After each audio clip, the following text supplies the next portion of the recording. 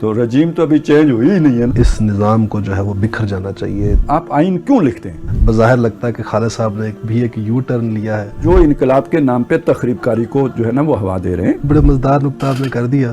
وہ جو کارکن ہوگا نا وہ کبھی بھی تخریب کار نہیں ہوگا. کانسٹیٹیوشنل رول ہے, اس کے اندر درجہ بدرجہ جانا چاہیے. ایک ادارے کا سربراہ, اس کی ضمانت ضبط ہوتی ہے اور اس ادارے کے لوگ اسے جو ہے نا وہ گھیرے میں ڈال کے عدالت سے اپنے گھر لے جاتے ہیں, پولیس کو گرفتار نہیں کرنے دیتے.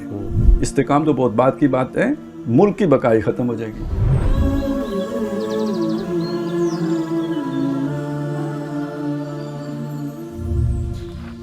بسم اللہ الرحمن الرحیم. تذکرہ اور تبصرہ کے ساتھ میں ہوں ڈاکٹر عمران بخاری.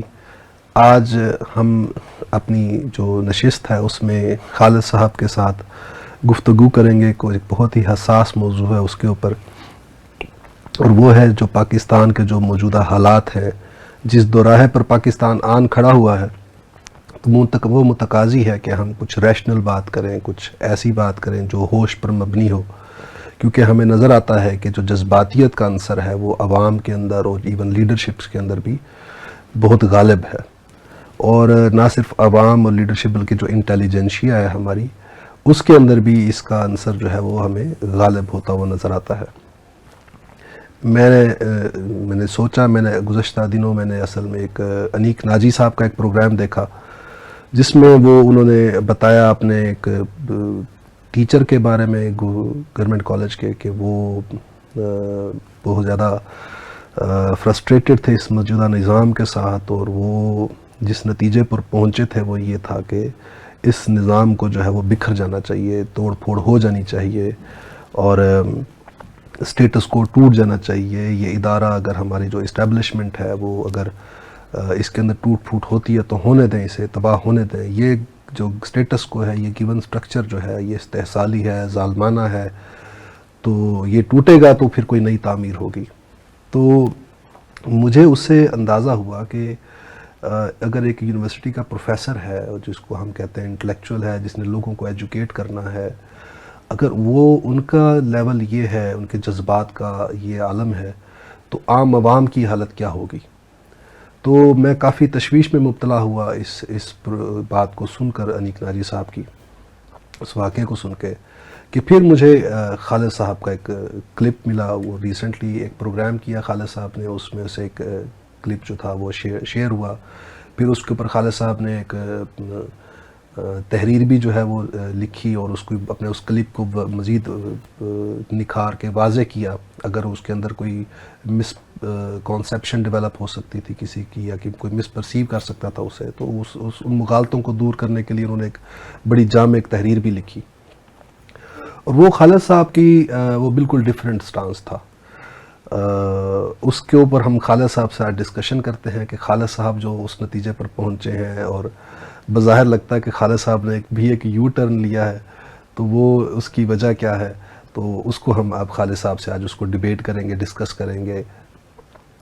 خالد صاحب, آپ کا جس میں نے کلپ کا حوالہ دیا اس میں آپ نے جو آپ کا ٹریڈیشنل سٹانس ہم ہمیشہ دیکھتے رہے ہیں, اور جس کی وجہ سے آپ پر لیبل بھی لگتا رہا کہ آپ اینٹی اسٹیبلشمنٹ ہیں, اور آپ نے اس دفعہ جو کلپ آیا آپ کو, اس میں آپ کا جو امیج سامنے آ رہا ہے وہ پرو اسٹیبلشمنٹ نظر آ رہا ہے, اور آپ اس ڈسٹرکشن سے لوگوں کو منع کر رہے ہیں. اور آپ نے یہ سٹینڈ لیا ہے, یا آپ یہ ویو پوائنٹ پیش کر رہے ہیں کہ ہمیں اس وقت جو اسٹیبلشمنٹ ہے اس نے جو ابھی ریسنٹ ایک پریس کانفرنس ہوئی, اس کے پس منظر میں جو ریئلائزیشن ان کے اندر ہوئی ہے, تو آپ کہہ رہے ہیں کہ ہمیں ان کو موقع دینا چاہیے اور ان پر اعتبار کرنا چاہیے. اور آپ نے ساتھ ہی یہ بھی تلقین کی کہ جو اسٹیبلشمنٹ ہے ہماری, اس کو یکدم پیچھے نہیں ہٹنا چاہیے. اس کو اس کے جو ریٹریٹ ہے, اس کو اپنے جو کانسٹیٹیوشنل رول ہے اس کے اندر درجہ بدرجہ جانا چاہیے. تو یہ آپ ایسا کیوں کہہ رہے ہیں, کہ آپ اس کا مطلب ہے کہ آپ کہہ رہے ہیں کہ وہ اس وقت جو ان کا رول ہے پولیٹیکل رول, آپ اسے انڈورس کر رہے ہیں. تو آپ ذرا اس کی تھوڑی مزید وضاحت کریں گے کہ اس کے پیچھے آپ کے جو ویو پوائنٹ ہے, وہ یا جو فریم آف مائنڈ میں کیا خیال ہے, تصور ہے جو آپ کے چل رہا ہے. دیکھیں ہماری سوسائٹی کو بحیثیت مجموعی اگر آپ دیکھیں نا تو ایک ریئیکشن کا شکار ہے. آپ نے جو کہا نا کہ ہر طبقہ، عام آدمی بھی، خواص بھی، انٹلیکچوئلس بھی، پروفیسرز بھی، گورنمنٹ کالج کے پروفیسر بھی، ریٹائرڈ گورنمنٹ کالج کے پروفیسرز بھی، اگر ان کے اندر بھی اس درجے کا ریئیکشن ہے کہ وہ کہتے توڑ دو، پھوڑ دو، ہر شے تباہ کر دو، ہو جائے ایک دفعہ، ہو جائے، جان چھوٹے، بہت ہو گیا ہے، تو یہ کوئی ایسی چیز نہیں ہے کہ جو آپ کی کوئی آئیڈیالوجی تھی، اس آئیڈیالوجی نے آپ کو پوزیس کیا اور آپ کو موٹیویٹ کیا، آپ کو عمل پر متحرک کیا، بلکہ ایک سٹرکچر تھا جس کے جبر نے آپ کو ریئیکشن پر آمادہ کیا ہے. جو کسی آئیڈیالوجی کے نتیجے میں آپ کی یہ سوچ نہیں بنی ہے جی، بلکہ ایک ریئیکشن کے نتیجے میں بنی ہے.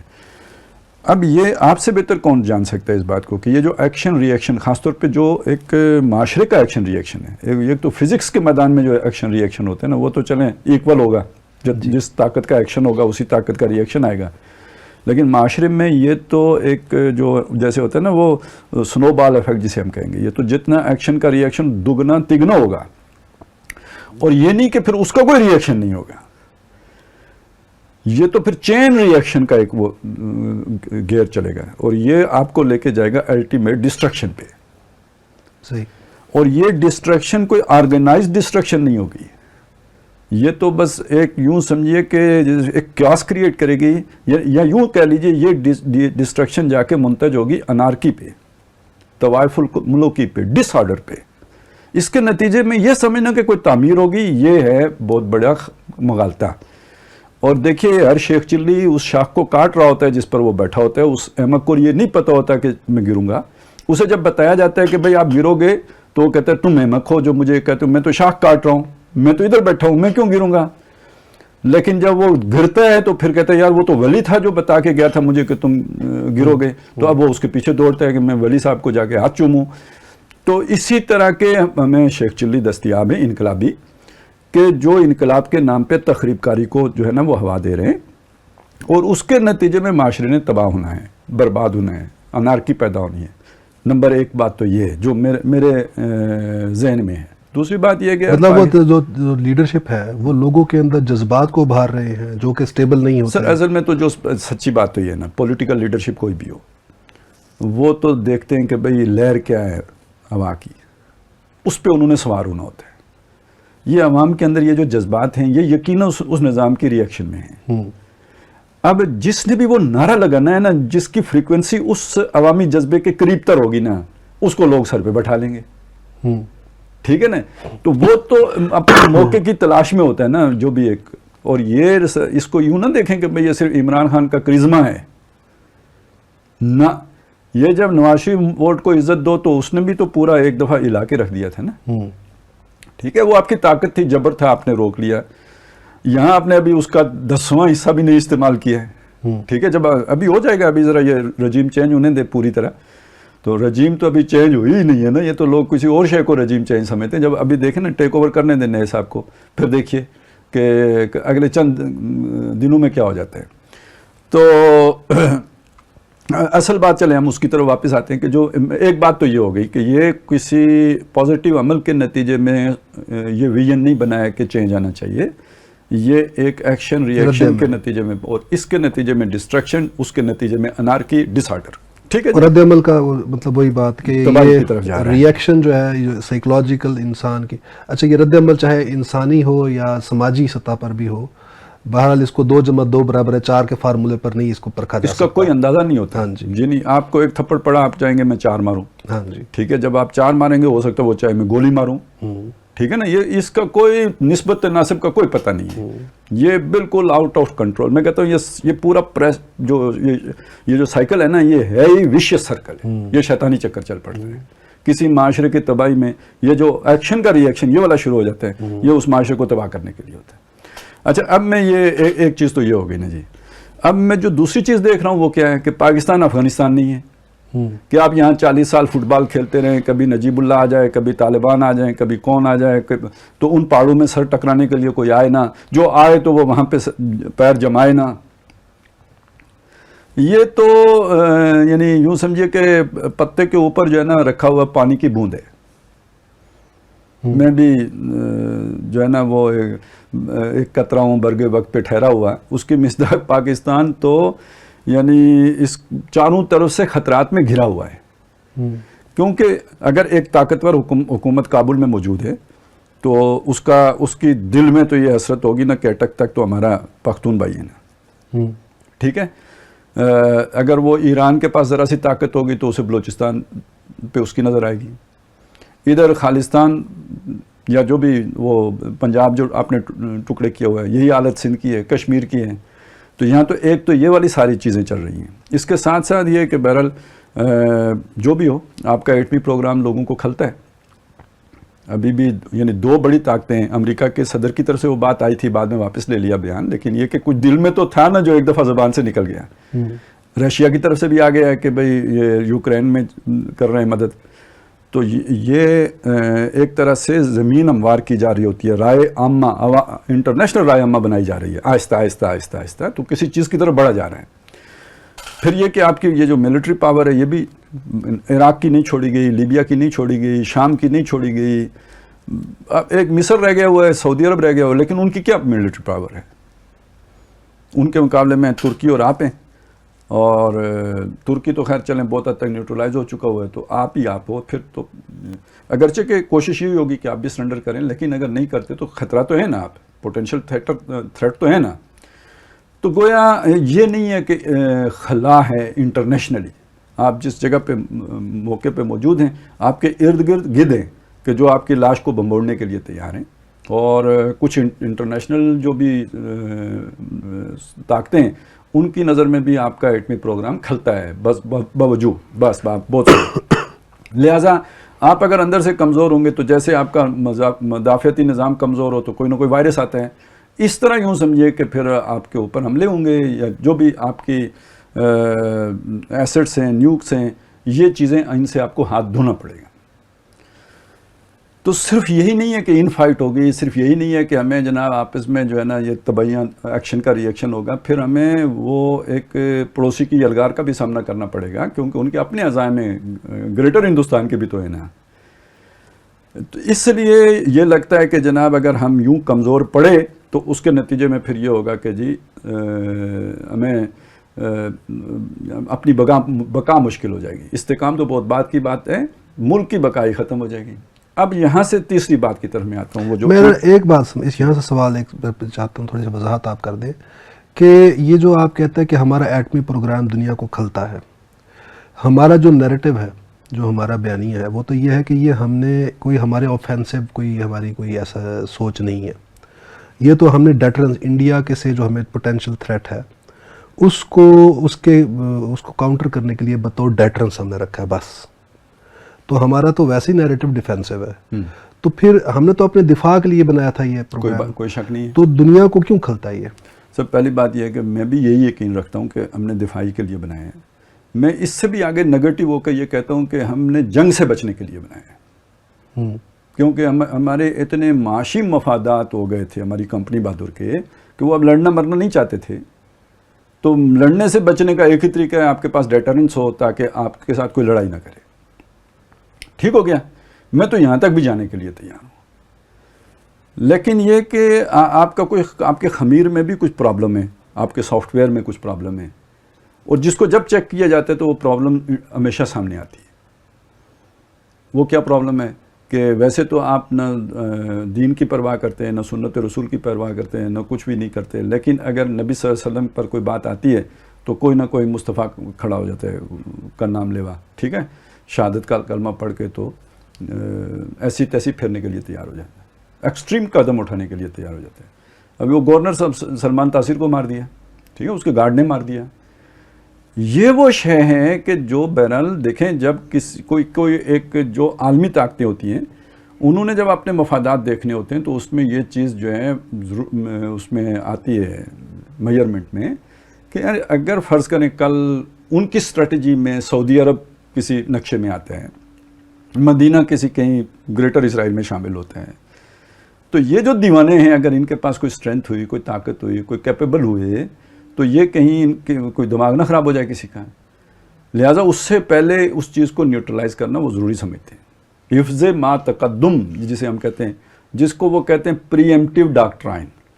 यानी ये ज़रूरी नहीं है कि आप प्रीएम्प्ट करेंगे, आप जो है ना वो किसी पे अटैक करेंगे तो उसके बाद वो आपको आके तो टैकल करेगा, नहीं।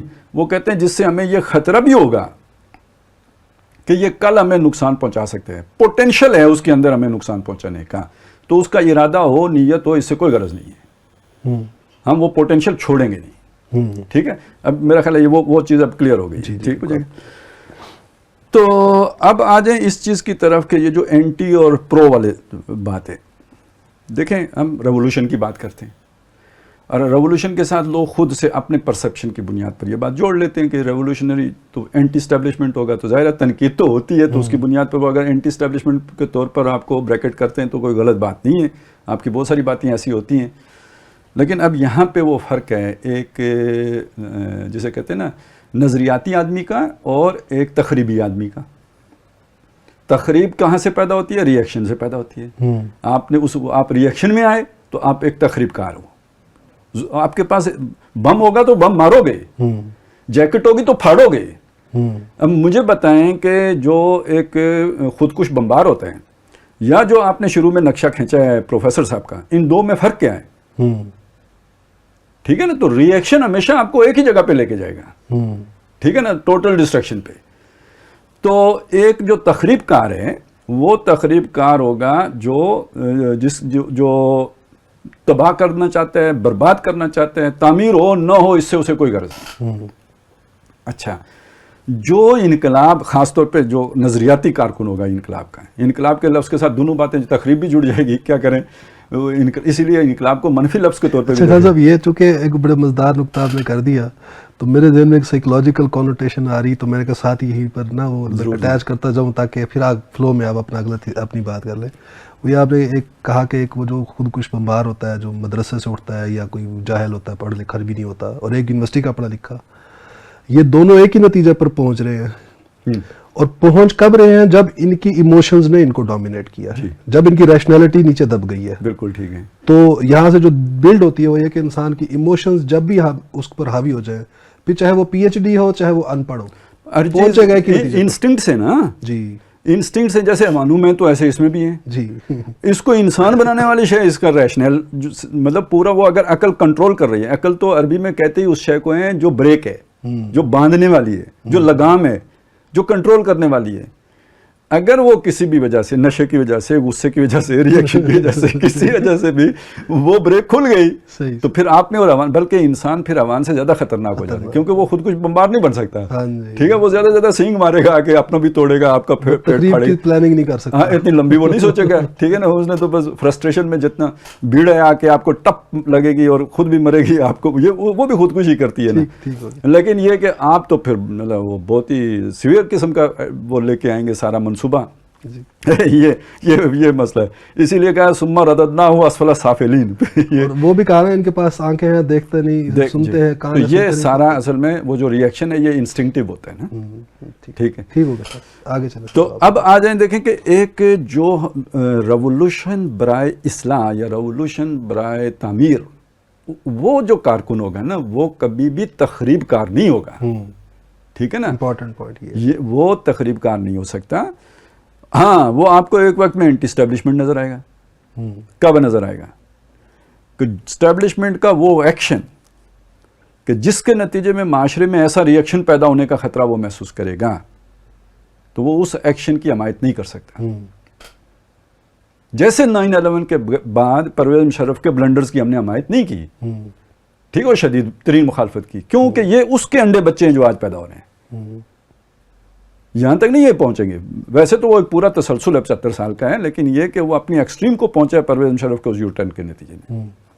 ठीक है, वो एक्शन ऐसा था, और फिर उसके बाद 20 साल आपका ऑपरेशन वो था जिसने माशरे को यहाँ पे लाके खड़ा कर दिया। इस ऑपरेशन के दो रुख हैं, एक आपने जाके जुल्म किया सरहदी इलाकों में, तो वहाँ पे वो लोग पैदा हो गए जिन्होंने फिर आपको नाकुचलने चंपाए, और जो फिर आपने डॉलर लेके की अयाशियाँ और बनाई ऐसी पॉलिसियाँ और लेके आए अपने इस तरह के जो है ना प्रोजेक्ट इमरान खान जैसे, उसने फिर जो है ना इंटेलेक्चुअल्स के अंदर आपके खिलाफ ये रिएक्शन पैदा कर दिया। ठीक हो गया ना। تو یہ جب آپ کا یہ والا ایکشن وہ بندہ دیکھے گا جسے نظر آ رہا ہے کہ اس کے ریئیکشن میں کیا تخریب ہونی ہے، تو وہ آپ کی پالیسیوں پہ چلائے گا. تو باہر سے دیکھنے والا آدمی پرسیو یہ کرے گا کہ یہ اینٹی اسٹیبلشمنٹ ہے. ٹھیک ہے. جب وہ ریئیکشن پہ چلائے گا کہ یار یہ دیکھو، اچھا اب اس جو بالکل ہی ان پڑھ آدمی ہے اس کو وہ کیا سمجھائے گا؟ اس کو تو نہیں سمجھایا جا سکتا. اگرچہ کہ دیکھیں ہم نے پورے 20 سال جو بھی ہمارے جتنا بھی منہ میں طاقت تھی اس سے یہ بات سمجھائی ہے کہ یار یہ تخریب کاری سے کوئی تعمیری کام نہیں ہو سکتا. ٹھیک ہے نا. جتنا بھی ہو سکتا تھا ہم نے کوشش کی ہے، اور بڑے بڑے پھڈے مول لیے ہیں، یعنی اپنے جو بھی سرکل ہے اس کے اندر، اور وہ اس سے مشکل مول لیے ہیں جیسے آج کسی کو یوتھیا کے ساتھ مول لینا پڑے. اسی طرح سمجھ لیجئے کہ آج اگر میں سو کالڈ انٹلیکچوئل کہوں یا انٹلیکچوئل سمجھے جانے والے جو ہیں جن کو سمجھا جاتا ہے ان کے اندر اگر یہ ریئیکشن آیا ہے تو یہ اگر تخریب کی طرف لے کے جا رہا ہے، یا عمران خان تخریب کی طرف لے کے جا رہا ہے، یا پوری ایک پارٹی تخریب کی طرف لے کے جا رہی ہے، یا کچھ ریٹائرڈ حضرات ہیں کہ جن کے دماغ میں انقلاب سمایا ہوا ہے تو وہ اس طرف لے کے جا رہے ہیں، تو ہم یہ سمجھیں گے کہ یار یہ ان کو نہیں سمجھے.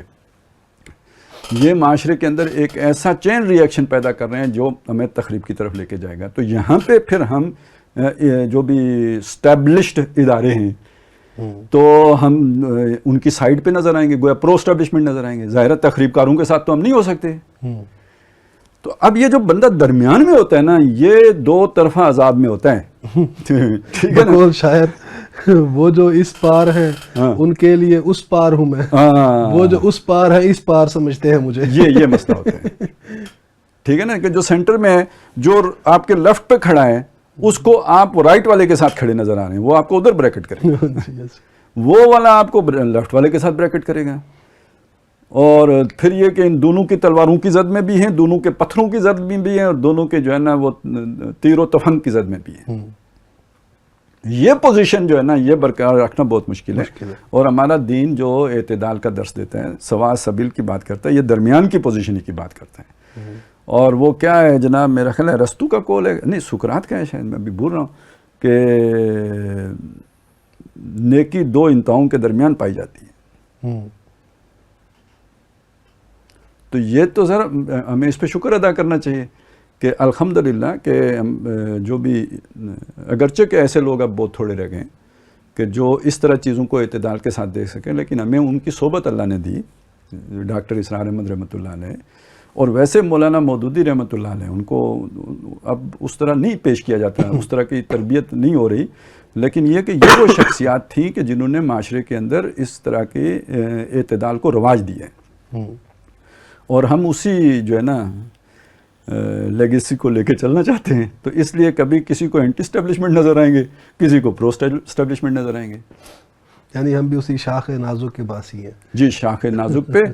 اور وہ جو ہے نا پل صراط کا کہتے ہیں، تو بعض کہتے ہیں کہ جو پل صراط ہے وہی کیفیت صراط مستقیم کی بھی ہے، کہ بال سے زیادہ باریک ہے اور تلوار کی دھار سے زیادہ تیز ہے.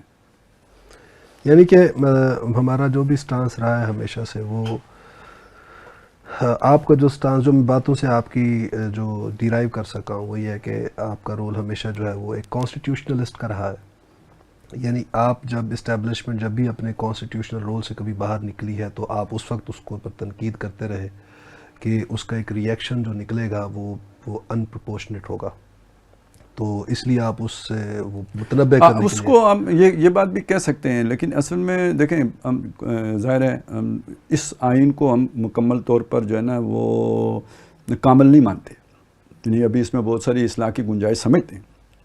لیکن کاروبار مملکت چلانے کے لیے اس کو آخری آپشن سمجھ، ابھی جب تک آپ اس پوزیشن میں نہیں آتے کہ اس کے اندر صحیح معنوں میں اصلاح کر سکیں، تعمیر نو کر سکیں، تو تب تک یہی وہ واحد ڈاکومنٹ ہے کہ جو آپ کی ریاست کو ایک آرڈر کے تحت منظم رکھ سکتا ہے، مربوط رکھ سکتا ہے، اور جسے کہتے ہیں نا، چلیں بہت ہی سہولت کے ساتھ نہ بھی کہیں تو جیسے تیسے چل رہی ہے اس طرح چلا سکتے ہیں.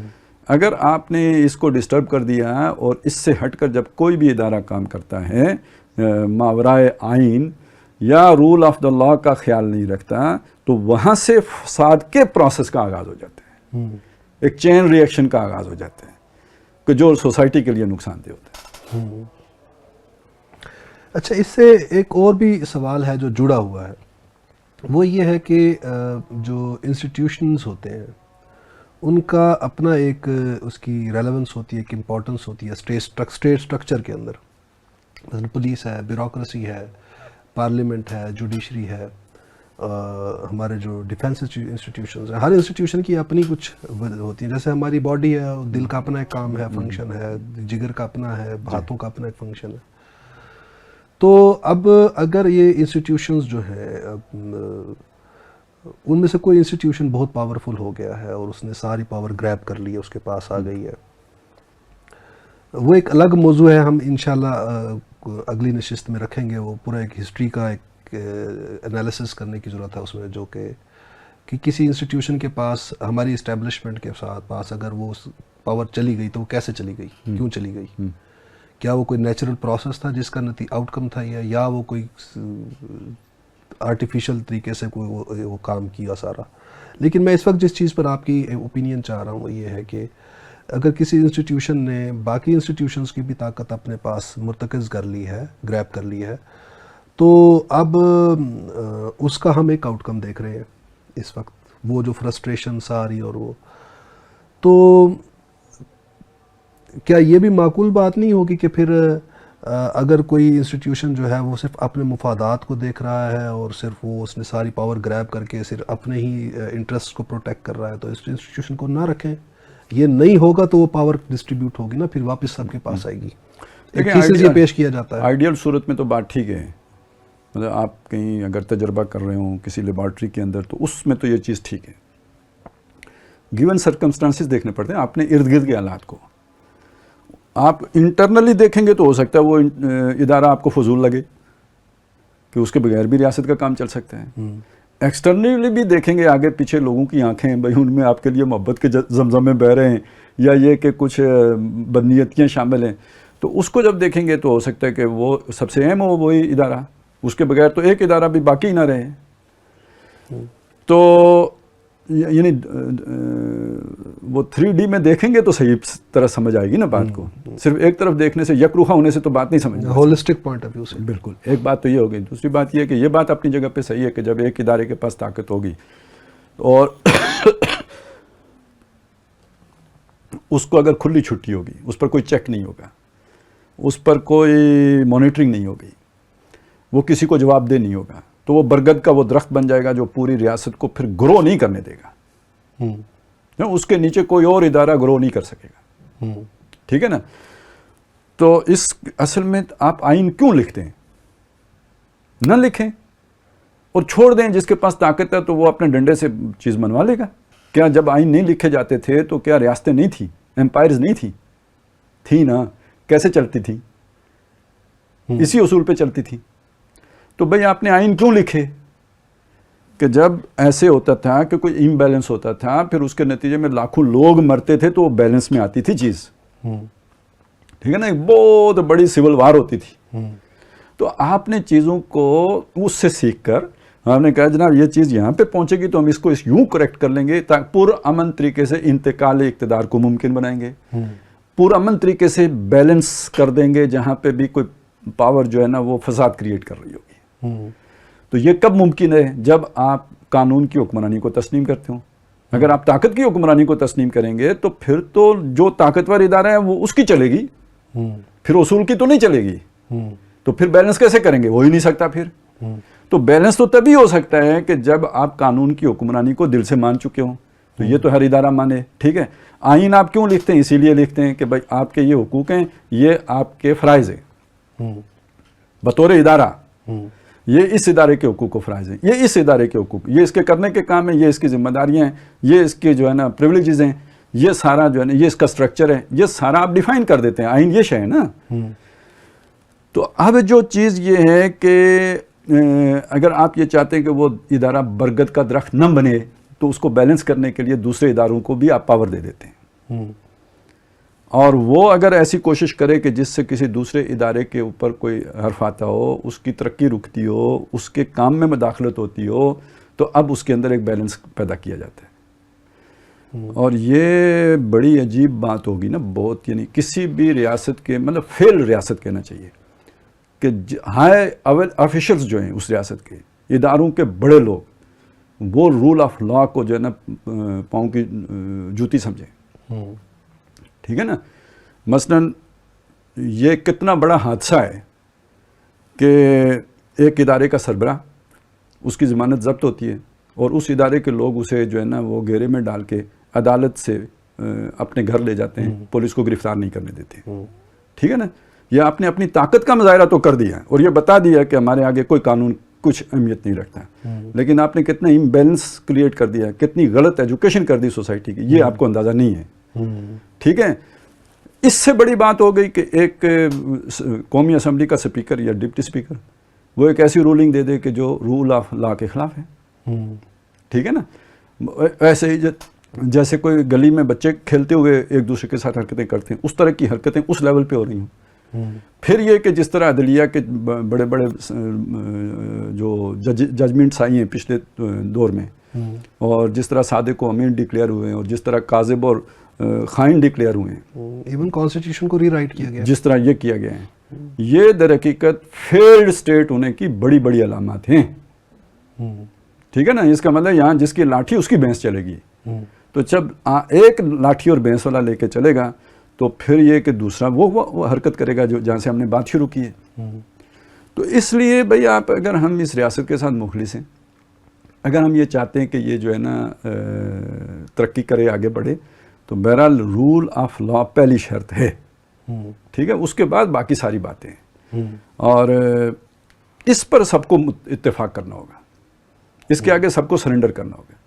اچھا, وہ جو بات میں نے کہی تھی نا کہ بھئی یہ کیوں ابھی ایک دم پیچھے نہ ہٹیں, تو چونکہ یہ برگد کا درخت ہمارے اوپر 75 سال سایہ کیے رہا ہے, ہمارے باقی محکمے آگے نہیں بڑھ سکے, سیاسی پارٹیاں گرو نہیں کر سکی, ادارے نہیں بن سکے, یعنی سیاسی پارٹیاں سیاسی ادارے نہیں ہیں. میرا اصل میں سوال متعلق بھی آپ کے اس تھیسس سے تھا. ٹھیک ہے نا. ہماری سیاسی پارٹیاں جو ہیں وہ ہمارے سیاسی ادارے نہیں ہیں, وہ ابھی یوں سمجھ لیجئے کہ وہ کمپنیاں ہیں, لمیٹڈ کمپنیاں ہیں کچھ لوگوں کی ہیں. ٹھیک ہے نا. وہ کس ایک درجے میں چلیں, نیم سیاسی ادارہ اسے کہہ لیں, ان کے اوپر ملکیت کسی اور کی ہے, وہ عوامی پارٹیاں نہیں ہیں. تو ان کو ایک ترقی یافتہ ملک میں جس طرح کی ایک سیاسی پارٹی ہوتی ہے, وہ جو عوام کو جس طرح پارٹیسپیشن دیتی ہے, تو ان کی اونرشپ ہوتی ہے, وہ اب اس طرح کی ہماری سیاسی پارٹیاں نہیں بنی. اچھا, جب یہ نہیں بنی تو اس کا مطلب یہ ہے کہ جو آپ کی جو اصل ٹیلنٹ تھا نا, جو آپ کی لیڈرشپ کا, وہ اوپر نہیں آیا. جمہوریت کا حسن ہی ہے نا کہ جیسے دودھ میں کو بلوتے ہیں تو اوپر مکھن آ جاتے ہیں, تو جمہوری عمل اصل میں تو وہ ہے کہ آپ کے معاشرے کی جینیئن لیڈرشپ کو اوپر لے کے آئے. یہ جو کنٹرول جمہوریت ہوتی ہے, یا یہ جو اس طرح کا سیاسی کلچر ہوتا ہے جیسے کہ ہمارے ہاں ہے, یہ آپ کا ملک کا چھٹا ہوا بدماش اوپر لے کے آتے ہیں, جینیئن لیڈرشپ نہیں لاتی. اچھا, وہ جو بدماش ہوتا ہے اس کا ویژن ہمیشہ وہ چکری بہت ہوتا ہے, کننگ ہوتا ہے, وہ مکر و فریب کے ہنر میں بہت جو ہے وہ تیز ہوتا ہے. ویژن کوئی نہیں ہوتا, اسٹیٹس مین نہیں ہوتا. ٹھیک ہے. ہر چکری کا یہی چکر ہوتا ہے نا کہ وہ دور تک نہیں دیکھتا, وہ بڑا اس کی شارٹ سائٹڈنس ہوتی ہے اس کی. لہٰذا آپ کے یہاں پولیٹیکل لیڈرشپ گرو نہیں کر سکی, آپ کے اندر ویژنری لیڈرشپ نہیں پیدا ہو سکی. یہ نہیں کہ ہے نہیں, اسے دبا دیا گیا, کیپ کر دیا گیا, اسے اوپر آنے نہیں دیا گیا. کیوں؟ پولیٹیکل پروسیس ہی نہیں ہونے دیا گیا. تو پہلا نتیجہ تو یہ نکلا کہ آپ کے سیاسی جماعتیں جو ہیں نا مستحکم نہیں ہیں. دوسرا یہ کہ جو آپ کے ادارے ہیں, ایون سیاسی جماعتیں مستحکم نہیں ہیں, تو مجھے بتائیں پارلیمنٹ کیسے مستحکم ہوگی؟ یعنی ایک اس کا نا وہ مصطفیٰ کھوکھر جو ہے, اس کا وزن نہیں اٹھا سکی پیپل پارٹی, نہیں سہ سکی. تو مجموعی طور پہ آپ باقیوں کو بھی تو دیکھیں نا, کہاں چلے گا. اچھا, پارلیمنٹ کیسے مستحکم ہوگی اگر وہ نہیں ہے, تو وہ لیڈرشپ کہاں سے آئے گی؟ حکومت کیسے مستحکم ہوگی اگر پارلیمنٹ کی یہ حالت ہے؟ تو عدلیہ کو دیکھیں, وہاں پہ اگر جج اسی طرح لگیں گے جیسے ابھی وہ پریشر ٹیکٹس استعمال کر کے 2-3 اور لگوا لیے, ٹھیک ہے, تو ادارے کیسے مستحکم ہوگی؟ تو ہمارے ادارے مستحکم نہیں ہیں. اب پولیس تک نہیں مستحکم ہے, یعنی پولیس کے کام آپ کے فوج کو کرنے پڑتے ہیں. جی. کیوں پولیس کو ہونے نہیں دیا گیا؟ پولیس اس قابل ہو جائے. دیکھیں لا آف جو ہے نا رول آف لا سب سے یعنی نچلی سطح پہ جا کے امپلیمنٹ کس نے کرنا ہے؟ جی پولیس نے کرنا ہے. تو جن لوگوں کے ویسٹڈ انٹرسٹ ہوں گے تو وہ تو نہیں چاہیں گے کہ پولیس کیپیبل ہو کہ کل ان سے بھی پوچھے کہ جناب آپ نے یہ کرپشن سے کا پیسہ کام سے لایا ہے. ٹھیک ہے نا.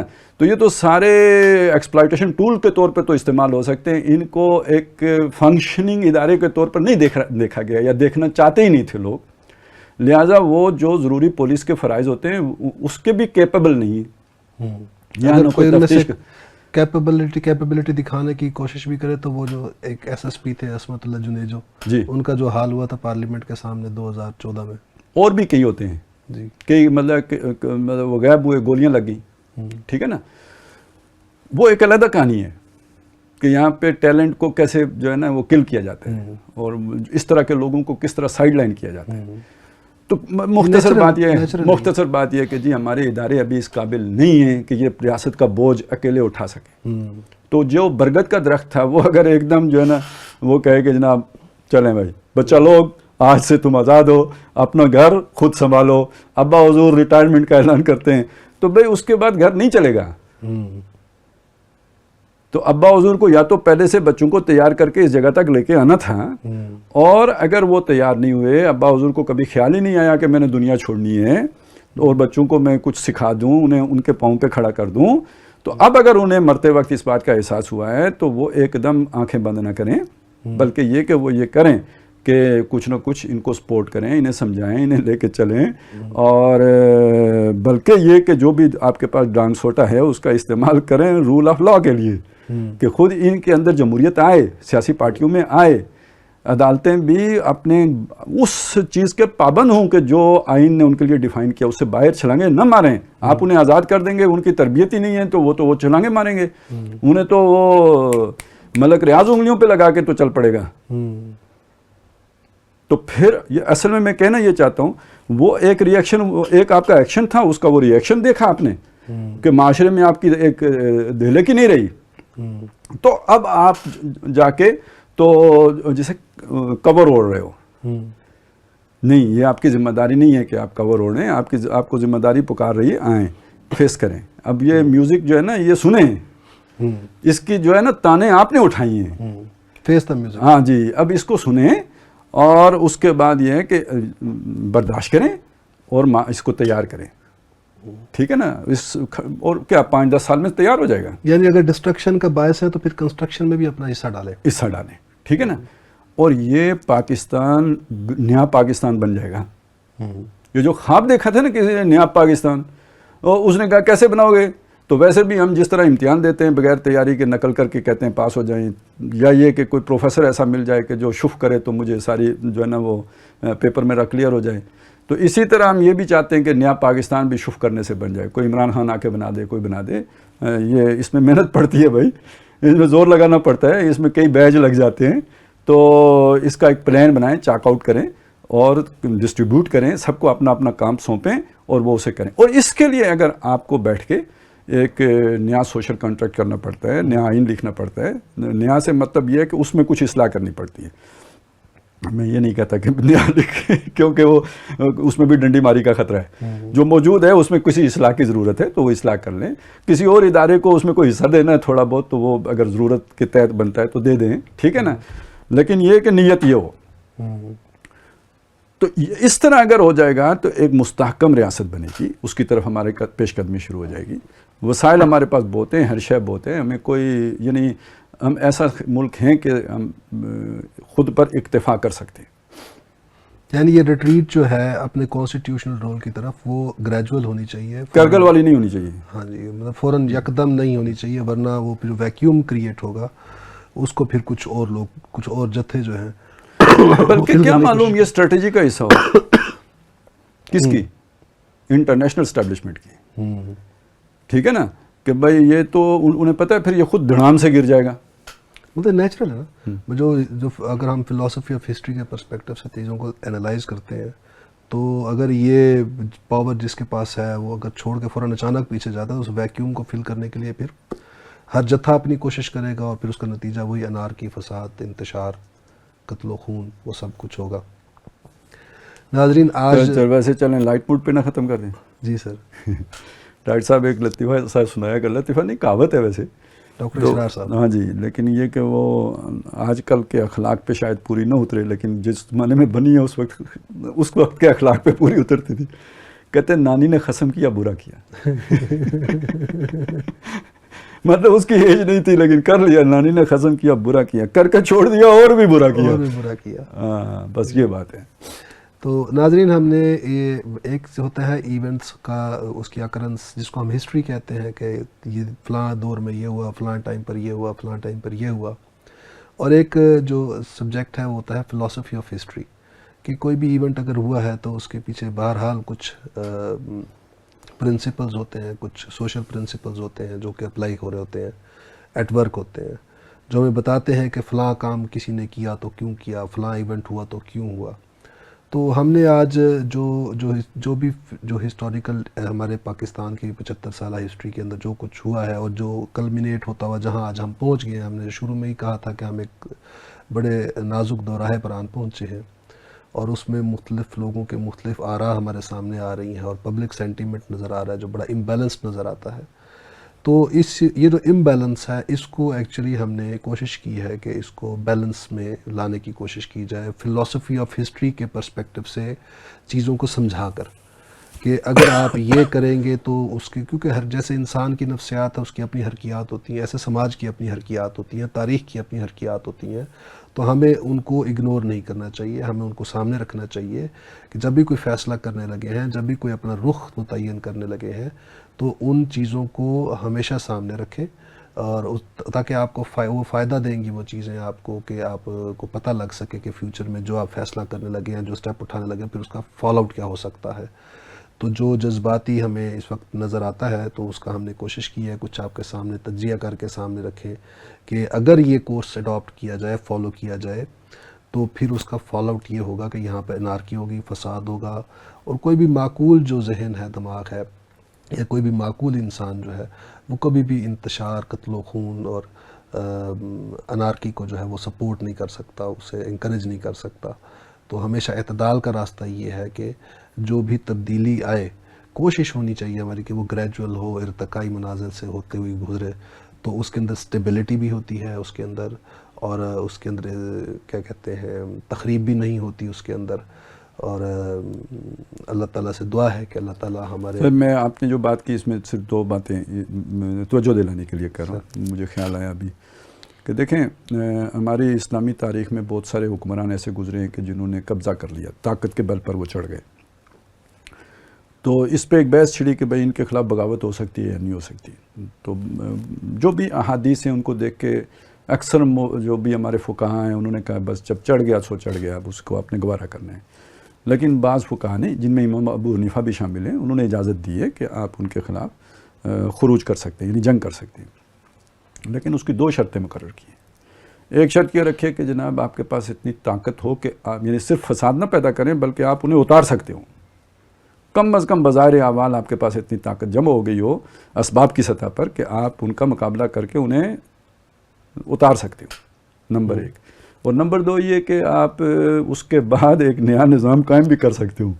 ये नहीं कि आपने वो आर्डर तबाह कर दिया और उसके बाद आप जो है ना फसाद की कैफियत में पूरी कौम को लेके आ गए। उस फसाद से वो एक नाजायज़ हुक्मरान जो है ना उसका इक़्तिदार बेहतर है। ठीक है ना। तो मैं ये कहता हूँ कि ये तो उन्होंने जो दो शर्तें लगाई ना, ये तो वाक़याती तरतीब से है ना, पहले ये और दूसरी ये। अगर आप असलन देखें तो क्या है, यानी आपके पास अगर नया इंतज़ाम करने की ताकत नहीं है, यानी निज़ाम को चलाने का आपके पास पोटेंशियल नहीं है, स्ट्रेंथ नहीं है, तो आपके पास आपको ये बेशक आपके पास इतनी ताकत हो कि आप उसे गिरा सकते हो, आपको कदम उठाने की इजाज़त नहीं है। तो ये तामीर और तखरीब ये कोई हमने कोई नई बात नहीं निकाली है, ये हमारे दीन का मजाज है और हमें दीन उसकी तालीम है कि भाई आप ये जो भी थोड़ी बहुत अगर फ़र्ज़ करें खून खराबा होता है तो उसकी इजाज़त सिर्फ इस सूरत में है कि जब उससे बड़ा तामीरी मकसद हासिल किया जा सकता हो। महज खून खराबा जो है ना ये दीन को मतलूब नहीं है, बल्कि अगर वो तामीरी मकसद हासिल नहीं हो सकता तो अगर वो फ़ैसला करने में महज जज्बातियत थी तो जितने लोग मरेंगे इस तरफ के भी और उस तरफ के भी, उनका खून उन लोगों की गर्दनों पर होगा कि जिन्होंने इनिशिएटिव लिया होगा। सही।